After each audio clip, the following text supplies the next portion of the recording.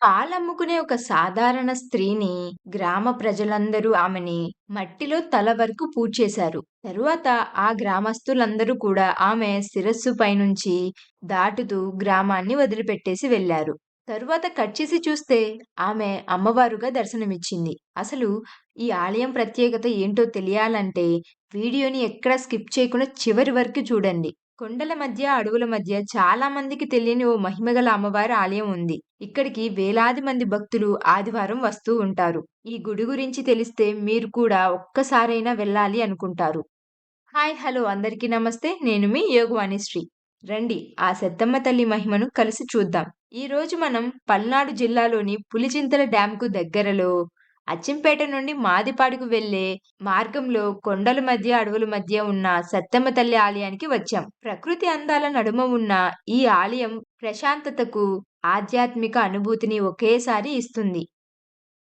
ఈ ఆలయం చుట్టూ ఎత్తైన కొండలు, పచ్చని అడవులు ఉండటం వల్ల ఇక్కడికి వచ్చే ప్రయాణమే ఒక అద్భుతమైన అనుభవం అవుతుంది.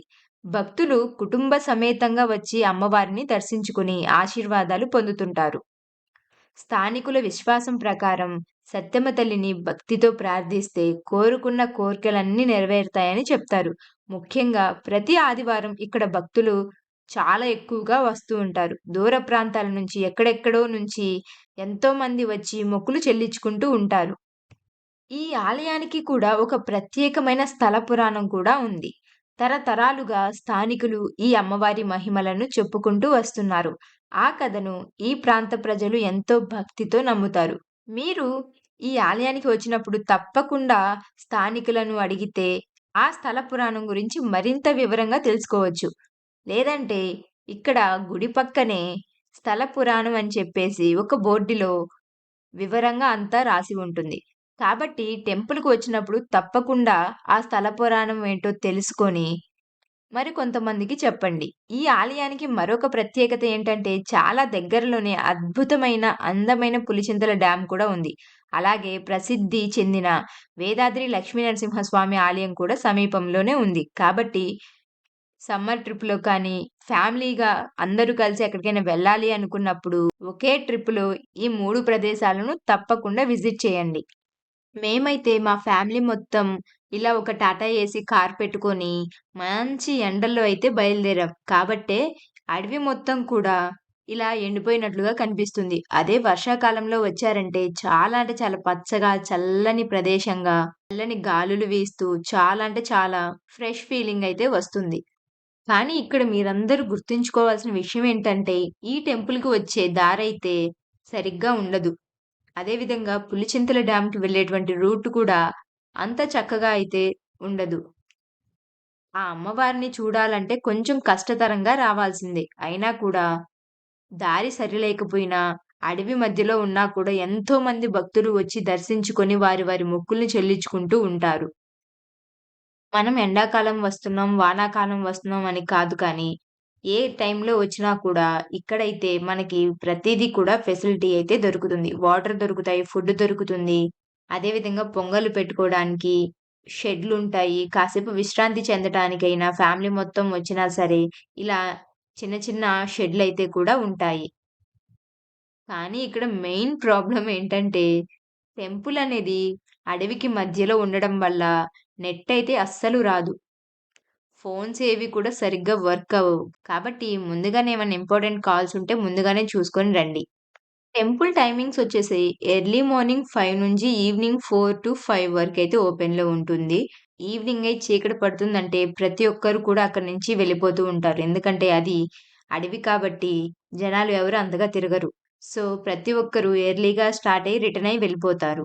స్థానికులందరూ కూడా నమ్మే ఆ స్థల పురాణం కూడా ఏంటో తెలుసుకుందాం రండి. శ్రీ సత్తెమ్మ తల్లి అమ్మవారి దేవస్థానం స్థల పురాణం ఏంటంటే, గుంటూరు జిల్లా అచ్చంపేట మండలం చింతపల్లి గ్రామం నందు సుమారు 400 సంవత్సరాల క్రితం పుణ్య దంపతులకు 5గురు మగ సంతానం అయితే ఉంటారు. ఆ 5గురు సంతానం తరువాత 13 సంవత్సరాల తరువాత అయితే 6వ సంతానంగా శ్రీ సత్తెమ్మ తల్లి అమ్మవారు జన్మించారు.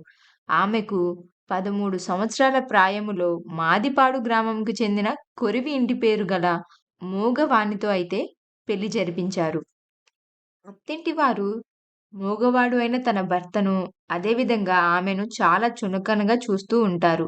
ఒకరోజు అమ్మవారైతే తన తండ్రికి స్వయంగా తనే కలలో కనిపించి, తనను పుట్టింటికి తీసుకువెళ్ళమని కోరగా, ఆ మరుసటి రోజే ఆమె తండ్రి మాదిపాడుకు చేరుకొని, కూతురిని అదేవిధంగా అల్లుడిని కూడా వెంటబెట్టుకొని చింతపల్లి చేరుకొని, వారికి అక్కడే ఉండటానికి నివాస ఏర్పాట్లయితే చేశారు. అత్తింట్లో బాధపడుతుందని చెప్పేసి పుట్టింటికి తీసుకొనొస్తే, పుట్టింట్లో కూడా వారి వదినల నుండి కూడా ఆరాళ్ళైతే మొదలయ్యాయి. కాబట్టి అటు అత్తగారింట్లో, ఇటు పుట్టింట్లో 2 చోట్ల కూడా ఇబ్బందులు పడుతూనే ఉంది. పుట్టిల్లు ఉన్న గ్రామంలోనే ఉంటూ, ఆసాములకు పాలు పోస్తూ జీవనమైతే సాగిస్తుంది. ప్రస్తుతం దేవస్థానం ఉన్న ప్రదేశంలో పూర్వం రాజుపాలెం అనేటువంటి గ్రామం ఉండేది. అమ్మవారు ఆ గ్రామం నందు కూడా పాలమ్మేవారు. ఒకరోజు ఆ గ్రామం నందు భయంకరమైన మహమ్మారి సోకి పశువులు కానీ, మనుషులు కానీ అందరూ చనిపోతూ ఉంటారు. అప్పుడు ఆ గ్రామస్తులకు ఏం చేయాలో తోచక సోది అడగగా ప్రక్క గ్రామం నుండి వచ్చి పాలు పోయిచున్న సత్తెమ్మ తల్లి దీనికి కారణమని తెలుపగా, ఆ గ్రామస్తులందరూ కలిసి సత్తెమ్మ తల్లిని బలి ఇచ్చుటకు పూనుకున్నారు. తరువాతి రోజు ఆదివారం. సత్తెమ్మ తల్లి అమ్మవారు ఆ గ్రామంలో పాలు పోసి వస్తూ ఉంటుంది. సుమారు 10 గంటల సమయంలో ఆ గ్రామస్తులందరూ కలిసి ఆ అమ్మవారిని పిలిచి, ఆ అమ్మవారు వెలిసిన ప్రదేశంలోనే ఆ అమ్మవారి శిరస్సు వరకు పూడ్చి ఒక అఖండ దీపాన్ని వెలిగించి ఆ అమ్మవారి శిరస్సు మీద ఉంచి, ఆ గ్రామస్తులందరూ కూడా ఆమె శిరస్సు మీద నుండి దాటుకుంటూ ఆ గ్రామాన్ని విడిచి వెళ్ళిపోతారు. ప్రస్తుతం బెల్లంకొండ దగ్గర ఉన్న రాజుపాలెం గ్రామమే అప్పటి రాజుపాలెం అని గ్రామస్తులందరి కథనం అన్నమాట.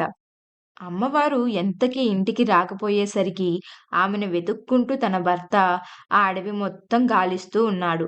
అమ్మవారిని గోతిలో పూడ్చిన ప్రదేశంను చేరుకొనగా శిలారూపంలో అమ్మవారు దర్శనం ఇచ్చారు.